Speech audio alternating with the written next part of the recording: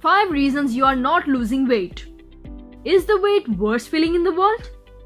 You have replaced your taste bud appeasing crispy fries, onion rings, sugary sodas, and hamburgers with leafy green and gallons of water. Yet, when you step on the scale, it hardly budges. Try as you may, you are unable to put your finger on exactly what is keeping you from shedding those pounds.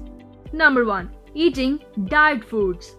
Foods like breakfast cereals made from refined grains, low-fat yogurt, gluten-free foods, agave nectar, and fat-free salad dressings can often loaded with added sugar and fructose. These cause a sugar overload in your body that is stored on your hips, thighs, and abdomen as fat for later use. Number 2. Skipping meals. Your body metabolism works better with a regular supply of food. Your body burns calories during digestion. When it stops receiving adequate food, its metabolic rate slows down. This in turn slows down the caloric burning process when you do eat. Number 3. Not drinking enough water. Water constitutes approximately 60% of your body and has a significant bearing on your weight. Water metabolizes body fats into energy. Drinking a moderate amount of water before meals effectively suppresses the appetite and reduces calorie intake. Number 4. Not getting adequate sleep.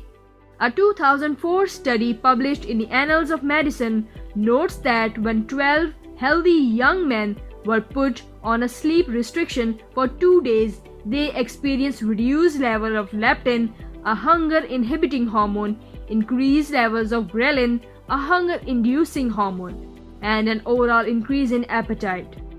Number 5. Not eating enough protein. A high-protein diet aids weight loss by keeping sugar cravings at bay and preventing excess fat deposits due to sugar overloads.